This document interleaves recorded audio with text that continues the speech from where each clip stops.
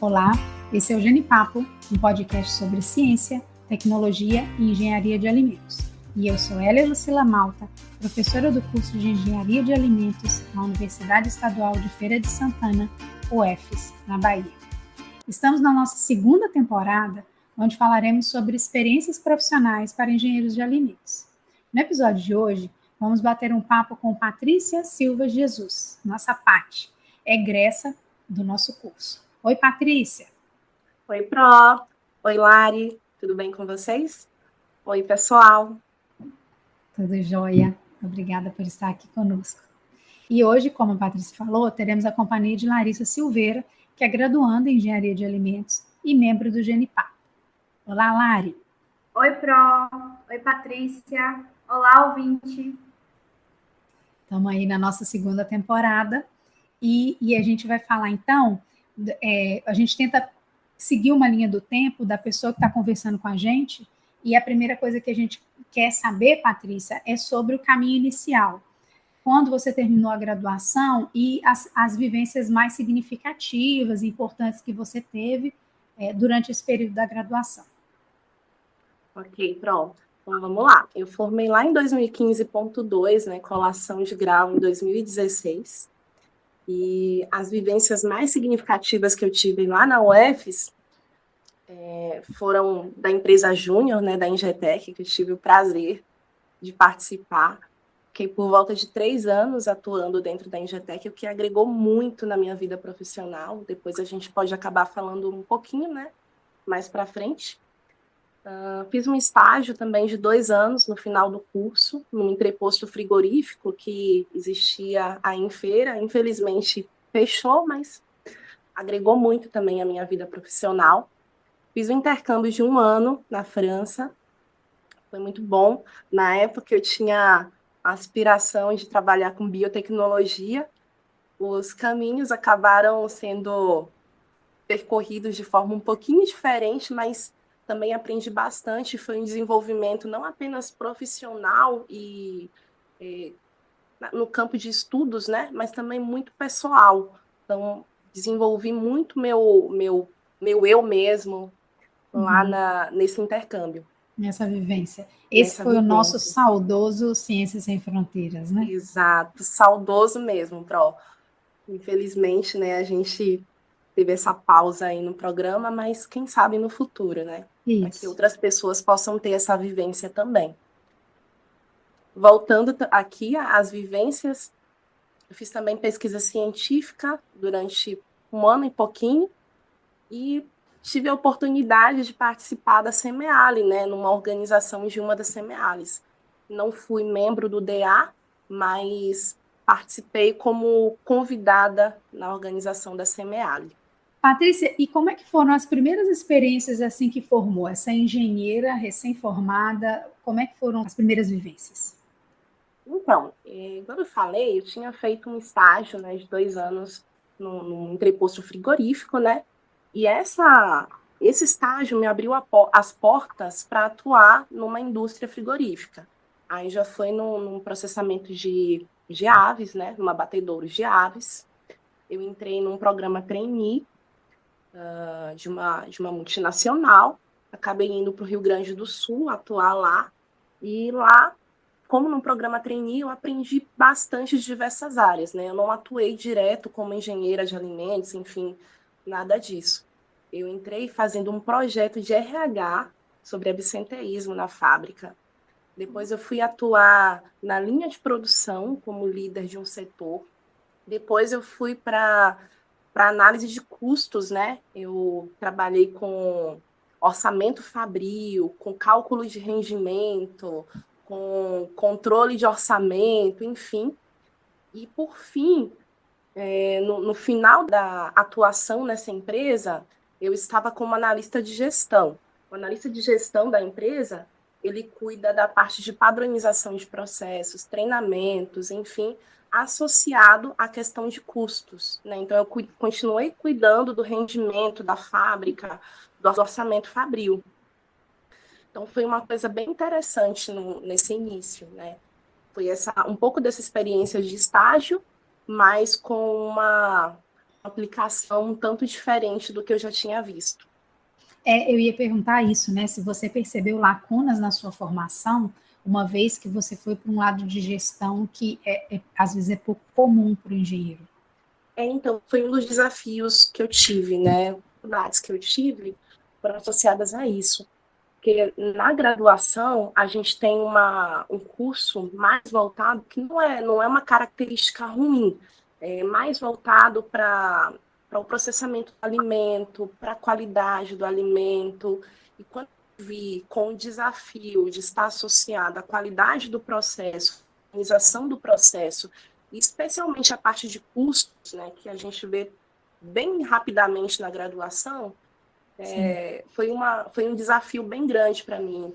Que por vezes eu pensei que eu não seria capaz de enfrentar aquele desafio. Então foi um pouco assustador, mas depois que eu me encontrei na área, depois que eu aprendi o processo, aí foi muito divertido de fazer. Né? Que bom. E os primeiros encantamentos? A gente falou das primeiras dificuldades, e quais foram as primeiras coisas assim que você falou, cara, é muito legal o que eu estou fazendo, ou eu não sabia que isso era tão legal? Então, o processo produtivo como um todo mesmo, né?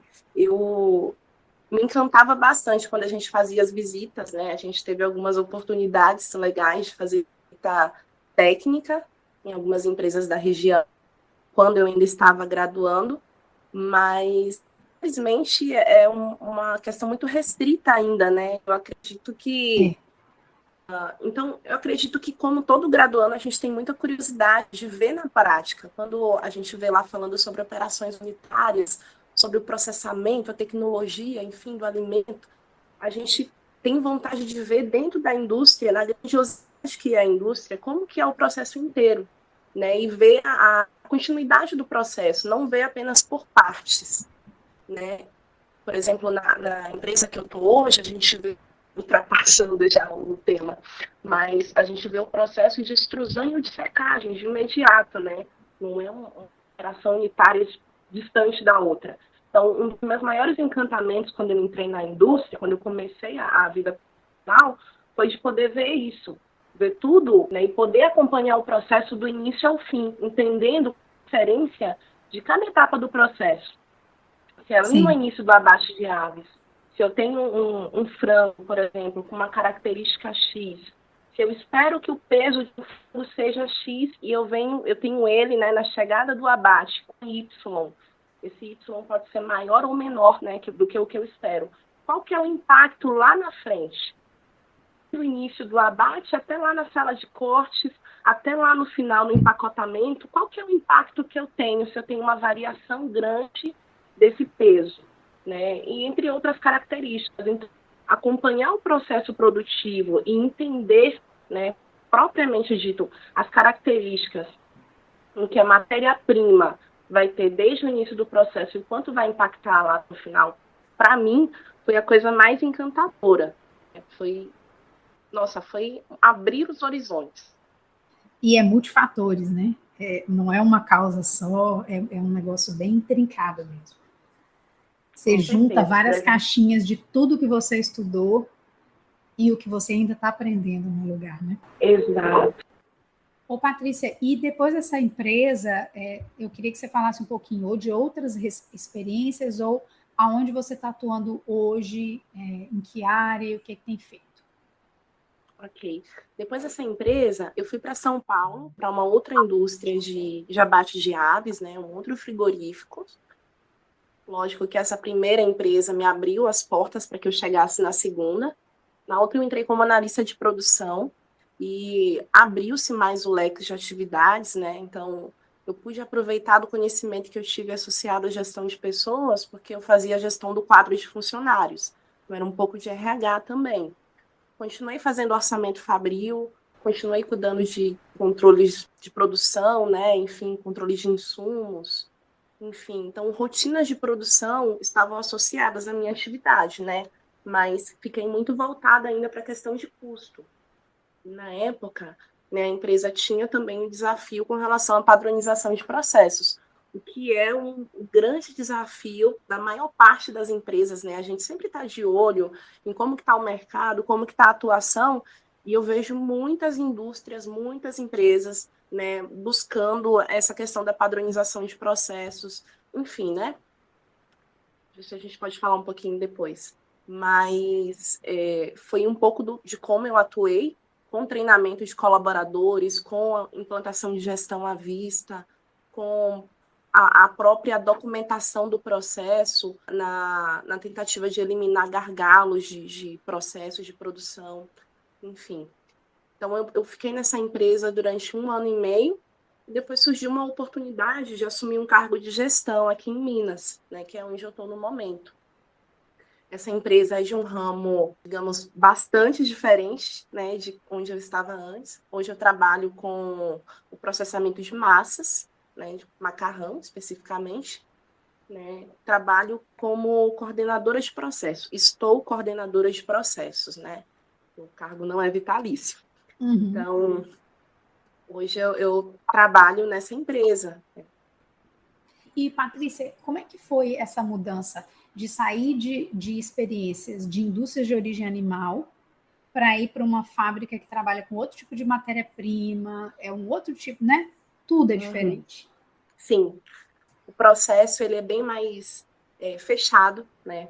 Esses dias a gente teve uma visita, na verdade foi uma gravação de um vídeo institucional, que finalizamos hoje, e o grande desafio era fazer com que o cinegrafista, né, a equipe de cinegrafia entendesse como funcionava o processo, sendo que ele não consegue ver. Sim. Né? O processo ele é basicamente todo automatizado. Então, a farinha entra no silo, é transportado por tubulação, vai para a extrusão, a gente não consegue ver, e alguns intervalos a gente consegue ver a massa, né? A gente consegue ver a massa no início do processo, em mais alguns 2 ou 3 pontos, a depender do tipo de tecnologia que a máquina foi criada, né? Sim. Mas durante a secagem a gente não está vendo. Né? Então, se a gente dá um vacilo durante o processo, a gente perde lá toneladas de massa e a gente só vai saber lá no final do processo. Então, foi um desafio bem grande para mim sair da indústria de abate de aves, onde a gente enxerga o frango passando desde o início, desde a pendura, até a hora que eu vou empacotar o frango, para ir para uma indústria em que eu não consigo ver quase nada. Sim. Então, foi o primeiro desafio, entender que o que vai me direcionar com relação à gestão do processo, a gestão técnica do processo, são indicadores, né? É um indicador de temperatura, é um indicador de umidade, é entender como que a massa se comporta a determinada temperatura versus determinada umidade. Aí a gente vai para aquele conhecimento lá da engenharia de alimentos mesmo, dos gráficos psicométricos, né? A gente avaliar a relação temperatura versus umidade. Então, a grande sacada que a gente tem, pelo menos na indústria de processamento de massas, está voltado a isso. Entender como é o comportamento daquela determinada matéria-prima dentro daquelas condições. Sim. E quando você fala massas alimentícias, quais são as variações de produto que a empresa tem? Geralzão, claro que não precisa entrar em todos os detalhes. A empresa ela trabalha com massa curta e massa longa na unidade em que eu trabalho, né? Eu falo na unidade em que eu trabalho porque ela também terceiriza alguns produtos. Sim. Então, lasanha, por exemplo, a gente não produz dentro dessa unidade. A gente faz terceirização. Mas na unidade que eu trabalho, a gente trabalha com massa longa, que é o espaguete, o fidelinho, o linguine, né? Sim. E aí a gente tem as variações do espaguete número 8, número 9, né? Que é o mais fininho, mais grossinho, né? Falando de forma simplória. E em massa curta a gente tem lá parafuso, Pai Nosso, Ave Maria, rigatone, penne, conchiglione, caracol, enfim, tem uma infinidade de massas curtas. Sim. E tem a massa tipo ninho também, né? Que tem ninho, pappardelle, então tem o tipo ninho que a gente faz. Que é a longa embolada. É a longa embolada. É verdade. Você falou da engenharia e do uso, né, dos gráficos psicométricos. Quais são as tarefas e etapas que você gosta mais, seja porque são mais instigantes ou porque são mais interessantes de acompanhar? Sim. Eu gosto bastante de fazer. Lógico que a atividade, né, do coordenador de processo envolve uma infinidade de coisas, né? A gente vai, logicamente, tratar anomalias, a gente vai fazer plano de ação voltado para, por exemplo, reclamações de saque, que vai acontecer vez ou outra, né? Sim. Não conformidades internas, que o próprio controle de qualidade vai reter dentro da fábrica para que não chegue até o consumidor. Então, existe uma infinidade de coisas, só para deixar claro que a gente não faz só o que a gente acha mais legal. Mas o que eu gosto, né? Às vezes a gente sai da graduação imaginando que a gente vai fazer só coisa legal no trabalho, né? E a vida não é assim. Mas a parte que eu gosto mais nas minhas atividades hoje é justamente fazer a análise e definição de curvas de secagem, né? Que é quando a gente aplica a engenharia de alimentos na rotina. A gente Sim. não tem que fazer isso todo dia, mesmo porque a gente tem que voltar para aquele quesito lá de padronização, porém, constantemente a gente precisa fazer uma avaliação para definir, para verificar se aquele é o melhor delineamento de curva, se a gente está atendendo o melhor resultado de rendimento, né, que tem relação com a umidade. Se eu não estou secando a massa demais, porque eu vou ter um problema lá no empacotamento também. Se eu vou ter a melhor característica de massa com aqueles binômios temperaturas, umidades, desde o início da secagem. E eu também gosto muito da parte de padronização, né? Foi uma das primeiras coisas que eu aprendi na vida profissional e isso me encanta até hoje, me desafia até hoje. O quanto que a gente pode evoluir na padronização de processos, né? O quanto que a gente pode ganhar e o quanto que a gente pode evoluir. E isso está diretamente ligado a pessoas, né? Eu gosto muito de lidar com pessoas, eu gosto muito de ter contato com o ser humano. Isso vem a questão de treinamento, vem a questão de entender qual é a dificuldade que o operador e o auxiliar têm, e a minha grande missão é fazer com que eu atenda a necessidade da empresa, né, fazendo com que o processo seja o mais redondo possível, mas trazendo para a realidade que a gente tem junto ao operador e a dificuldade que ele tem, né, o operador, o auxiliar, o que quer que seja. Então, a minha missão é unir esses dois mundos e fazer com que as coisas fluam da melhor maneira possível. E a padronização de processos está aí para isso, né? Não é eu simplesmente trazer como é que eu posso dizer? Trazer uma teoria que não é aplicável no chão de fábrica. Né? É treinar a pessoa, entender qual é a necessidade dela e adequar o meu processo para que eu consiga fazer todos os dias aquilo da maneira que a gente precisa. Sim, sem tanta variação, né? Isso. Ô, Paty, e para atuar nessas diferentes áreas, como é que foi a capacitação, né? A gente tem que pensar que a capacitação do engenheiro ela é contínua, inclusive a prática profissional te prepara para as coisas que você faz, né? Mas quais são as experiências que você relata ou relataria como situação de capacitação para o que você faz hoje? O que faz diferença para você? Com certeza. A gente até peca em falar que eu sou um engenheiro formado. O engenheiro e o profissional, na verdade, não é só um engenheiro, qualquer profissional, ele nunca está totalmente formado. A formação é contínua, a formação é dia a dia.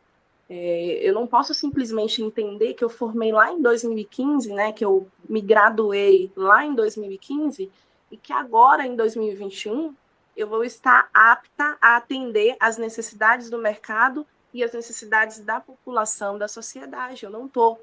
Eu preciso continuar essa capacitação.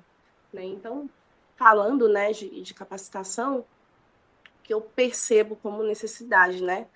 Que acredito que todo mundo já abriu os olhos, mas nada não custa reforçar. Curso de idiomas. Né? As empresas cada vez mais estão buscando o mercado externo. Mas não é multinacional. Ok, mas a empresa em algum momento vai pensar em exportar.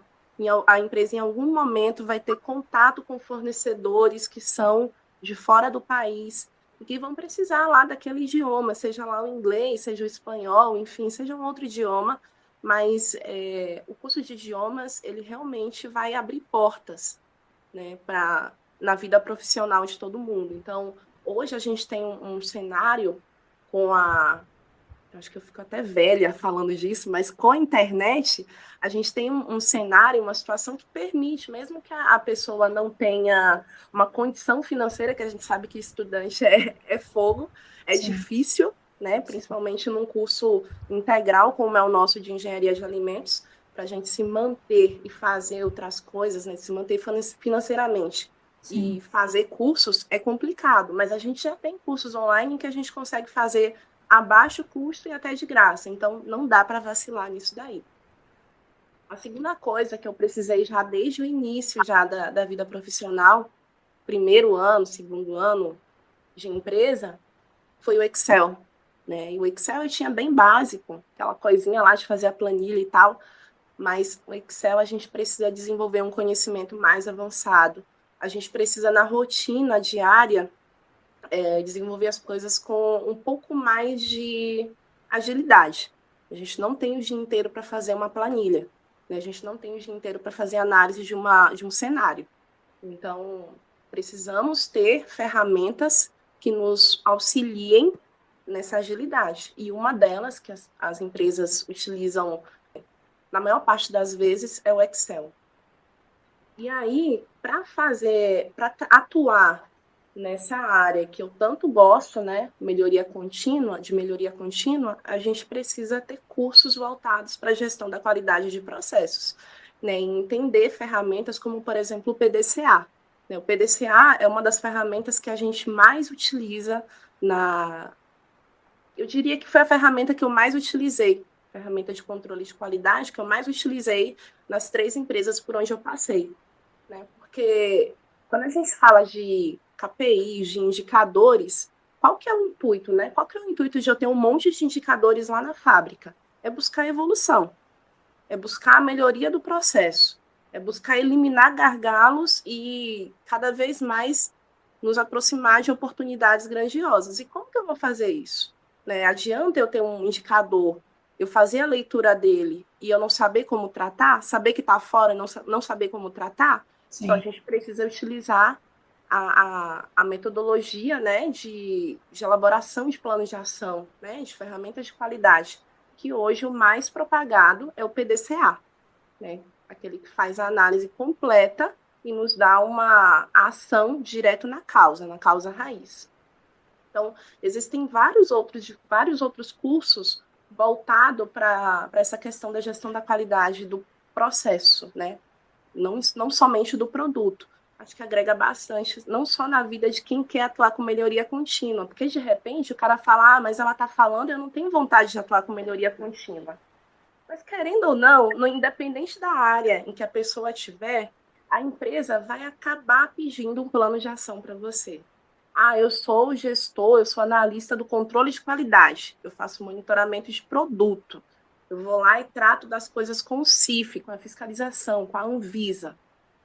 Cara, vai dar uma não conformidade, vai aparecer uma não conformidade em algum momento e vai ser solicitado de você um plano de ação. Como que você vai fazer um plano de ação sem fazer análise do processo, sem fazer análise de causa? Então, querendo ou não, a gente vai acabar chegando na mesma situação. Então, são as três capacitações, né? 3 tópicos, na verdade, de capacitação que eu recomendo a quem está na graduação ou quem está saindo para buscar, porque realmente as portas se abrem quando você consegue discutir, né? Consegue conversar com as pessoas dessa forma. Paty, eu vejo que muitas vezes o primeiro contato que o estudante tem com a indústria, ele pode ser um pouco assim assustador, né? Porque é um mundo totalmente novo e muitas vezes a gente não está preparado para o mercado de trabalho, né? Para a indústria. Então eu queria que você contasse para a gente um pouquinho quais foram os seus desafios nesse primeiro contato com a indústria e também desse alguns conselhos, né, para os estudantes. Ok, ótima pergunta, Ari. Realmente chega a ser assustador, né? Não é um termo incorreto de se utilizar, não. Chega a ser assustador pela vastidão de coisa que a gente tem, de novidades, né? Até havia colocado aqui nas minhas anotações que a graduação, ela é uma porta, né, que se abre. Quando a gente faz a escolha lá da graduação em que a gente vai seguir, a gente está só escolhendo uma porta, mas essa porta, ela vai nos mostrar um universo muito grande de possibilidades e de desafios. E é isso que acontece com a indústria também. Depois que a gente passa ali pela graduação em engenharia de alimentos, que a gente escolhe uma indústria para atuar, ou que a indústria nos escolhe, né? Por exemplo, eu acabei caindo em frigorífico, eu encontrei uma infinidade de coisas que a gente não conseguia ver na graduação, porque é muita coisa para ser abordado em 5 anos de vivência, né, acadêmica. Então, uma infinidade de indicadores, pressão, muita pressão, né, por atender metas. Afinal, a indústria está ali para isso, né? A empresa está ali para isso, para atender metas e para ter lucratividade. Os desafios que a gente encontra com a própria vivência com os colaboradores da empresa. Porque quando a gente entra com uma idade, muitas vezes a gente sai novinho da graduação, lá na faixa dos 20, 30 anos, alguns com um pouco mais que isso, e a gente chega na indústria e a gente encontra colaboradores que têm muito mais que isso de empresa, né? Colaboradores com 35 anos de empresa, 40 anos de empresa, não é difícil de se encontrar, muito pelo contrário, é muito fácil. E a gente lidar com esses colaboradores que muitas vezes já têm a mentalidade do sempre foi feito assim, você está chegando agora e você quer me ensinar? Você está chegando agora e quer dizer que tem que ser diferente, né? E que a gente realmente é cobrado por trazer uma mudança de cultura, muitas vezes, por trazer um conceito diferente. Então, assim, são desafios voltados, desafios enormes, voltados para a pressão que a própria empresa tem, né? Pela necessidade do resultado e também pela vivência com os outros colaboradores, né, que muitas vezes não entendem e não gostariam de entender o que você precisa explicar. Mas uma resistência, a gente precisa, né? Uma resistência, perfeito, isso mesmo. Mas a gente precisa ser firme, né? A gente precisa acreditar que tudo que a gente estudou, de alguma forma, vai cooperar. Como a gente falou um pouco mais para trás lá no podcast, a gente estuda um monte de pecinhas e quando chegar lá na indústria, a gente vai juntar, né? O conhecimento que a gente adquiriu lá nas matérias de tecnologia ou nas matérias de engenharia, junto com o que a gente aprendeu lá em administração, que às vezes a gente nem dá tanto valor, com o que a gente aprendeu lá em economia, com o que a gente aprendeu lá em estatística, que às vezes a gente fica perdido sem entender como que aquela disciplina entra no nosso currículo se não tem nada a ver. A gente chega lá na indústria e vai entender. Vai chegar depois de um tempo, isso vai depender muito de quem é, né, de qual o perfil da pessoa. Isso pode ser semanas, meses ou anos. A gente vai conseguir conciliar e juntar todas essas informações e conseguir aplicar no nosso cotidiano. Mas não é um caminho fácil. A gente só não pode desistir, né? Assim como a graduação lá no início não foi fácil, né? Assim como várias outras situações da vida, a gente teve muita dificuldade, na vida profissional a gente também vai ter, né? A gente vai ter esses desafios, mas compensa muito seguir em frente. Paty, uma outra pergunta, eu queria saber, com relação à resistência, né, que você comentou, como é que a gente lida com essa questão da resistência? Por exemplo, um colaborador resiste em usar uma EPI, mesmo você já tendo dado treinamento, falando, como é que a gente lida com isso, né, com essa resistência? Certo. Às vezes a gente precisa, no lidar diário que a gente vai entender como que tratar cada situação. Você vai ter na indústria colaboradores resistentes com diversos perfis, né? Tanto aquele que já está saturado da empresa e quer sair, está esperando que a empresa demita porque ele não quer pedir, e aí ele vai te irritar de diversas formas, vai fazer e acontecer para ver se a empresa demite. E vai ter aquele cara que é só ranzinho mesmo, que depois você vai conseguir quebrar o gelo com ele e ele vai ser o teu melhor funcionário, vai ser o teu aliado, vai ser aquele cara que vai te ajudar mais que tudo e que se um dia tu sair da empresa, vai ser o cara que mais vai sentir tua falta. Então a gente vai ter vários perfis. Não tem um segredo. Não tem aquela fórmula, aquela receita de bolo que eu vou te falar, Lari, você vai seguir o passo 1, passo 2, passo 3. Não tem. Infelizmente não tem. O que você vai poder fazer é, primeiro, respeitar a condição daquele cara, ou daquela mulher, né, que a gente fala muito cara, mas pode ser da moça também. Sim. Respeitar a situação dela, tentar entender a história dessa pessoa e não desistir, novamente. Né? Às vezes você vai ter que, sendo gestor, você vai ter que apelar, né, infelizmente, para uma medida disciplinar, né? E às vezes é só uma questão de conversa, de falta de atenção. Porque no final das contas, a gente percebe muitas vezes que o funcionário que está ali na linha de fábrica, naquela rotina, ele só quer um pouco de atenção, né? Ele quer um pouco de conversa, de diálogo. Ele quer entender o porquê. Isso é uma das coisas mais importantes que eu aprendi nas empresas, né? Às vezes, o comportamento de alguns gestores é de chegar para o cara e falar assim, olha, você precisa fazer isso. E não explica o porquê. E o cara fica lá perdido, ele não se sente parte do processo. Isso parece ser bobagem falar isso, mas isso faz uma diferença tão grande, né? Se você chegar no cara e falar assim, olha, a gente está com um problema tal, né? Estamos com determinada anomalia. Você entende o porquê que isso é uma anomalia? Aí ele vai falar para você, e você vai explicar, olha, é anomalia por causa disso e disso e disso. Não pode ir corpo estranho junto com o produto. Ah, ok. Você gostaria de receber esse alimento que você está preparando com um fio de cabelo? Se chegasse na sua casa, você ia gostar? O cara, obviamente, vai falar que não. E aí você já ganhou uma parte do processo. Aí você vai explicar para ele a importância, por exemplo, tá, de usar a touca daquela forma. Ah, você precisa colocar a touca cobrindo a orelha para evitar, né, que o seu cabelo caia sobre o alimento. Então, você vai conseguir me ajudar? Você pode me ajudar? Posso. Você tem alguma dificuldade com relação ao uso da touca? Às vezes o cara vai chegar para você e vai falar assim, olha, eu não consigo cobrir a minha orelha porque a touca é pequena, a touca rasga, ou então porque machuca. Só que o que falta muitas vezes na correria, na rotina da indústria, né, que é muito corrido, é a escuta, é praticar a escuta. É entender a necessidade que o teu colaborador tem. Uma das coisas que a gente não pode fazer, principalmente quando a gente está chegando na empresa, seja um recém-graduado ou seja um recém-contratado, é chegar impondo. Né? Pelo menos eu penso dessa forma. A gente não pode chegar impondo. A gente tem que entender qual é a necessidade da empresa e qual é a necessidade do colaborador para que a gente consiga chegar ao denominador comum.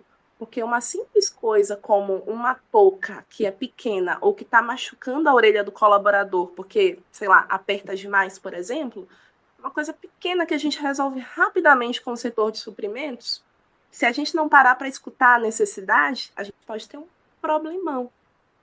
Né? O cara vai deixar de usar, o cara vai deixar cair o cabelo lá, vai chegar no consumidor, vai chover reclamação, e, enfim, pode vir uma série de problemas. Então, o principal conselho que eu dou, pratique a escuta ativa.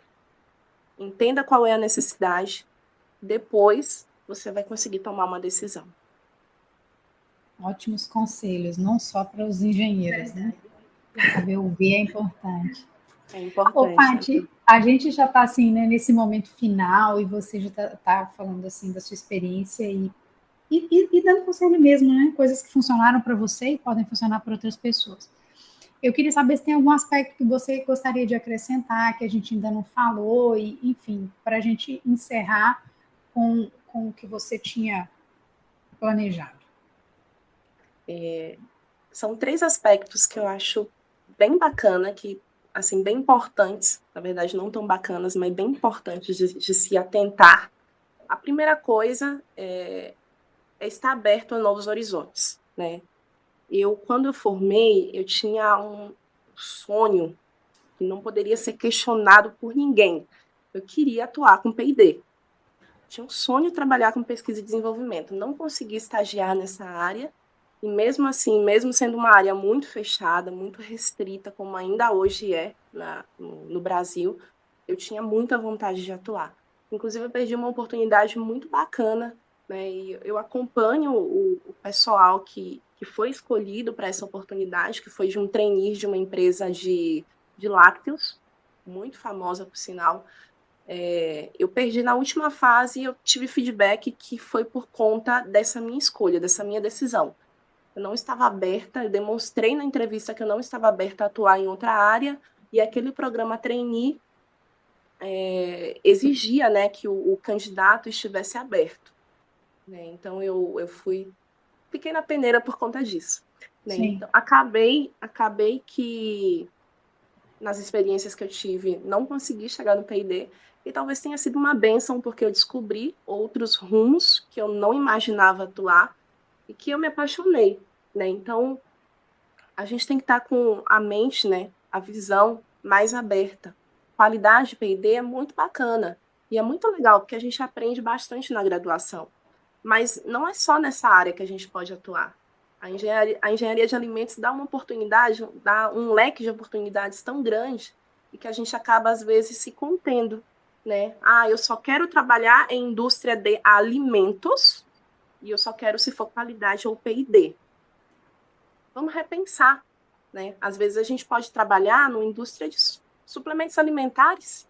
Tem gente que trabalha com ração animal, tem gente que trabalha com cosméticos, e a área também, né? Então, você vê viabilidade em outras coisas, né, que no início a gente não consegue ver. Com certeza.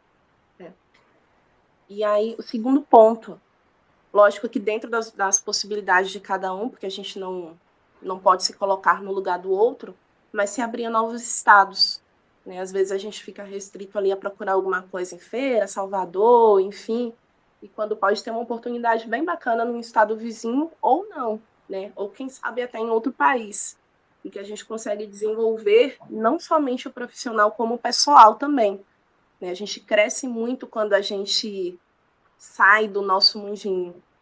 E o terceiro e último ponto é uma coisa que daria muito pano para manga, a gente poderia passar várias horas aqui conversando e discutindo.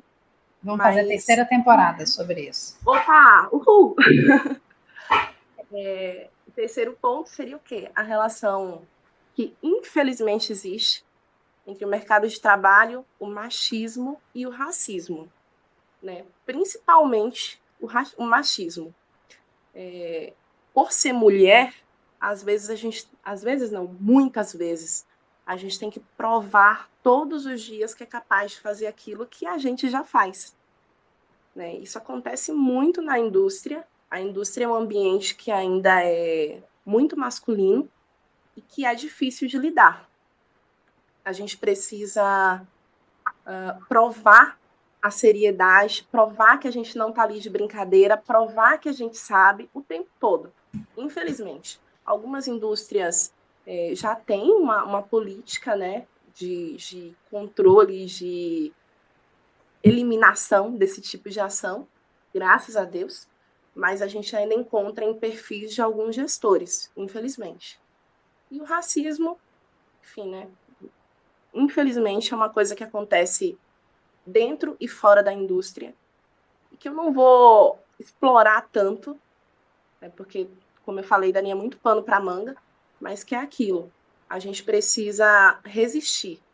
Eu, como mulher negra nordestina, né, já são 3 bandeiras aí, né? Já são 3 bandeiras, eu falo por experiência própria, em que é difícil e a gente precisa resistir. Sim.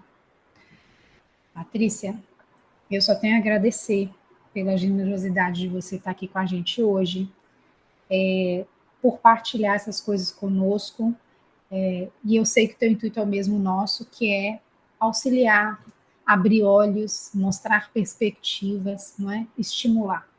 Então, muitíssimo obrigada por ter vindo, ter aceito o convite e estar aqui hoje. Eu que agradeço. Nossa, eu fiquei muito, muito, muito feliz e emocionada demais quando eu recebi sua mensagem falando do convite. Quis dar pulos de alegria, mas não podia. E estou muito emocionada até agora por estar participando junto com vocês. A UFES é minha casa e um lugar que eu amo estar. Não quero perder o contato de forma nenhuma com vocês. Então, eu estou sempre por aqui, sempre que precisar, né? Tem o meu apoio incondicional para qualquer projeto que vocês desenvolverem. E parabéns pela iniciativa de vocês de criar um projeto tão bacana, né? É muito legal. Então, muito, muito, muito obrigado a todos vocês.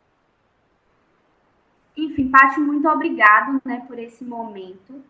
Para mim, foi muito enriquecedor esse compartilhamento de experiências, né? E acredito que para o ouvinte também foi muito enriquecedor esse momento. Muito obrigado. Contamos com mais participações, né?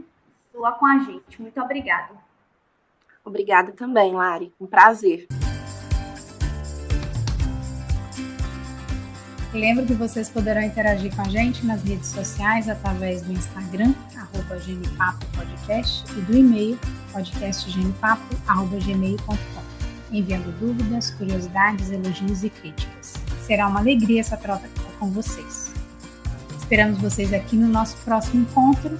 Fiquem ligados. Obrigada por nos ouvir. Até mais.